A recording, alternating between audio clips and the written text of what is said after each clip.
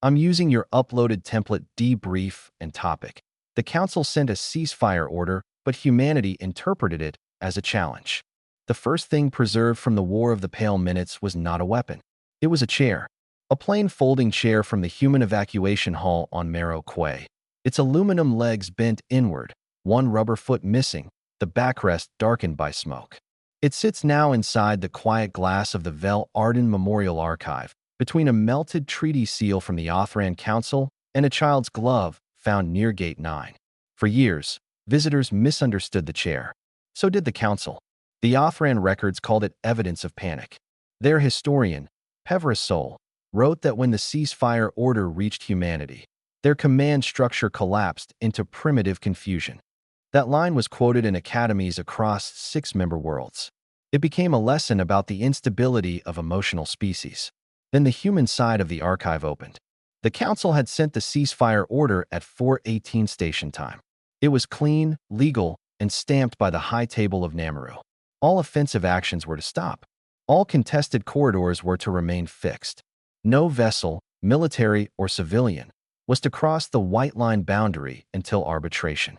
To the Council, it was mercy. To humanity, it read differently. Because Mero Quay was on the wrong side of the white line. There were still 32,000 civilians trapped in the lower docks. Dock cooks, fuel clerks, welders, teachers, 2 maternity wards from St. Ivo Hospital, and the entire choir of Bellwether School, who had been brought there to sing at a peace reception that never happened. The ceasefire did not mention them. It mentioned assets. It mentioned ship lanes. It mentioned disputed control zones. It mentioned penalties for movement. Human Command at Lasker Ring received the order, translated it, checked it twice, and sent back only one sentence. Clarify whether breathing civilians are included under restricted assets. The Council did not answer. That silence lasted 9 minutes. In the old telling, this was where humanity challenged the ceasefire. That word survived in council minutes, in courtroom arguments, in political speeches. Challenge, defiance, violation. But the recovered bridge audio from the civilian hauler Marigold Nerve tells a smaller story. Captain Rona Weiss was not giving speeches. She was counting seats. Strip the cargo nets, she said. Bolt chairs to the deck if they hold weight. If they don't hold weight, lash people standing. Someone asked if that violated the ceasefire. Weiss answered, a ceasefire that leaves children in vacuum is just a firing squad with stationary. That sentence was cut from the first public inquiry. Nobody knows by whom. At 4:31, the Marigold Nerve crossed the white line with no guns powered and all exterior lights on.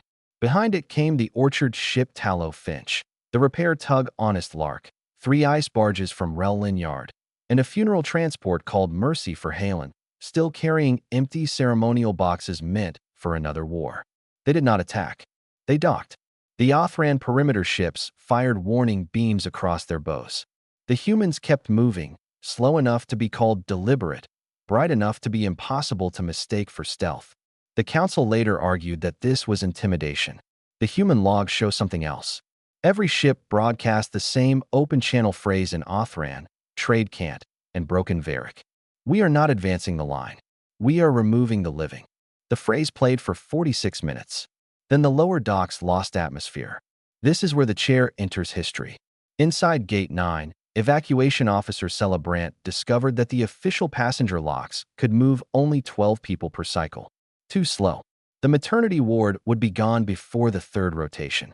So she ordered the emergency crews to break the waiting hall apart. Benches, railings, service panels, cargo straps, food carts, prayer mats, folding chairs, anything that could hold a body became part of the rescue chain. People were tied together in rows and pulled through a maintenance throat never meant for passengers. The famous chair was one of them. A boy named Eno Pell was strapped to it because he had a spinal brace and could not bend through the hatch. The chair jammed halfway. For 17 seconds, the line stopped. 17 seconds was enough time for everyone behind him to understand what his body meant for theirs. His mother begged them to cut him loose. The maintenance worker on the other side, a woman whose name was lost until the 3rd archive release, refused. Her name was Nadi Oral. She climbed back into the throat without a suit seal, braced her shoulder under the chair, and pushed until the metal folded around the boy instead of against him. She got him through. She did not get herself back. That was the human challenge. Not conquest. Not rage. Not some hidden appetite for war. A refusal to let legal language decide who was already dead. Afterward, the council punished humanity with sanctions. Then the casualty lists arrived. Then the recordings. Then the names of the children who had sung at the peace reception rehearsal 2 hours before the order. The sanctions lasted 8 days. The chair remains. No plaque calls it victory. No anthem plays near it. The archive only displays the original ceasefire order beside it, with one sentence underlined in blue forensic light. No movement across the boundary shall be permitted. Below that, in smaller human lettering, someone added years later. Accept mercy.